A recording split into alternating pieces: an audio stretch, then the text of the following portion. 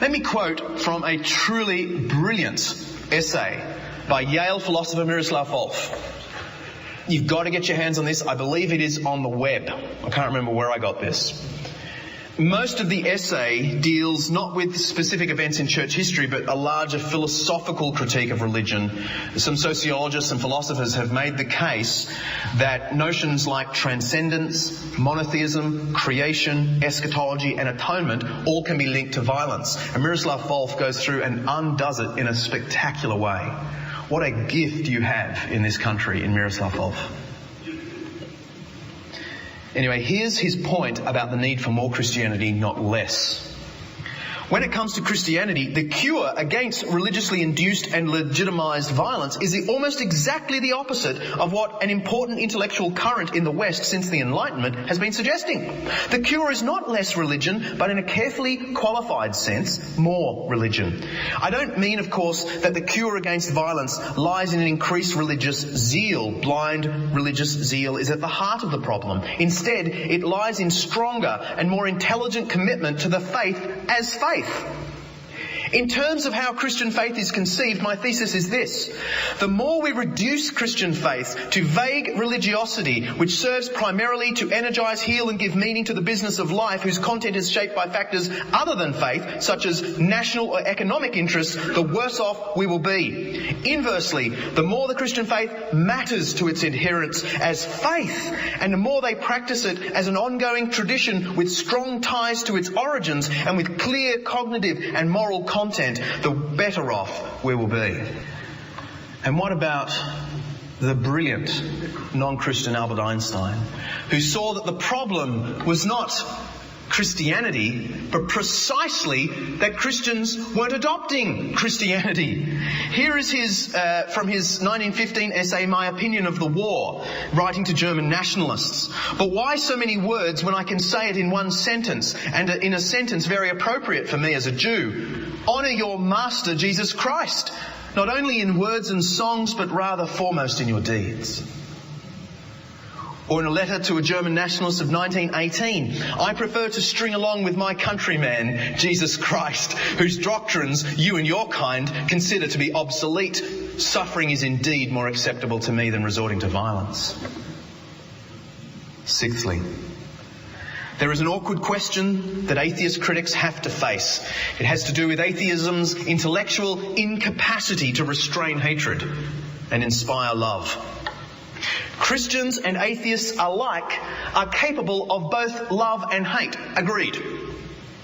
But when a Christian loves, he or she does so in full accordance with a worldview rooted in the love of God. And when a Christian hates, she does so in direct opposition to a worldview rooted in the love of God. Here's the thing. What is there in the atheist's perspective that can restrain hate and promote love? I know that most atheists in the Christianized West choose love over hate. But if human beings are only accidents in an unknowing universe, how can this choice be anything more than a mere preference, as Bertrand Russell once famously confessed in his debate with Frederick Copleston? On what grounds can an atheist speak of a rational basis for ethics? Or put this way, only one kind of life is logically compatible with Christianity. Any kind of life is logically compatible with atheism. Yes, Christians have been wicked, but they have done so by defying Jesus. Yes, atheists have been wicked, and they have done so by defying nothing. If you want an account of this whole idea from a top-of-the-tree philosopher, again, one of your precious jewels in this country, Nicholas Wolterstorff, again from Yale University. Justice, Rights and Wrongs, Nicholas Wolterstorff. This is a magisterial study, both of the origins of human rights language, which he clearly traces to medieval canon law as it reflects on the ancient Christian texts, It has almost nothing to do with Enlightenment values.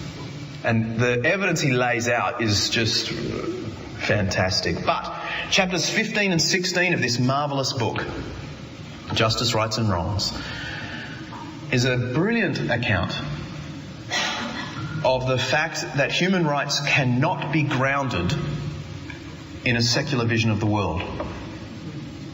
Not rationally. I'm not just picking some crazy right-wing Christian apologist. This is top of the tree work. Let me close with what is the ultimate knockdown argument. You ready? The ultimate argument is, of course, not an argument but a life. The godly life lived. Aristotle, in his book on persuasion, a textbook for 2,000 years, when he said character is almost, so to speak, the controlling factor in persuasion. But why do we need Aristotle when we have Peter? Who is going to harm you if you are eager to do good? But even if you should suffer for what is right, you are blessed. Do not fear what they fear, do not be frightened, but in your hearts set apart Christ as Lord. Always be prepared to give an answer to everyone who asks you to give the reason for the hope that you have, but do this with gentleness and respect, keeping a clear conscience, so that those who speak maliciously against your good behaviour in Christ may be ashamed of their slander. Friends, this has never been more important. Yes, there are things we can say in response to the criticism that the Old Testament is violent, that the church is violent.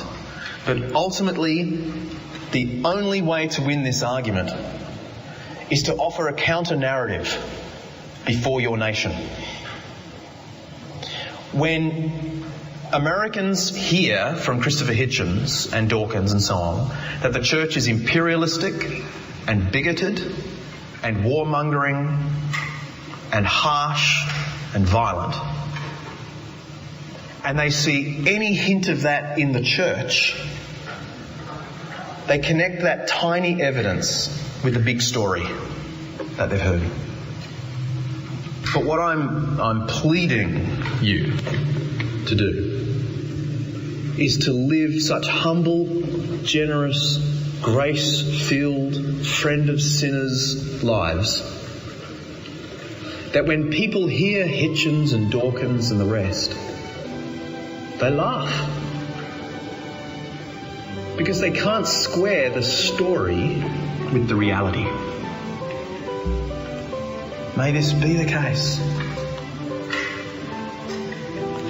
Lord, please.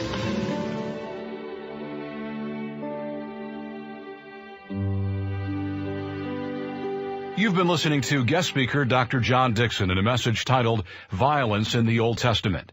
If you'd like to purchase a complete copy of Dr. Dickson's talk, simply call us at 1-800-448-6766 and ask for the program by name.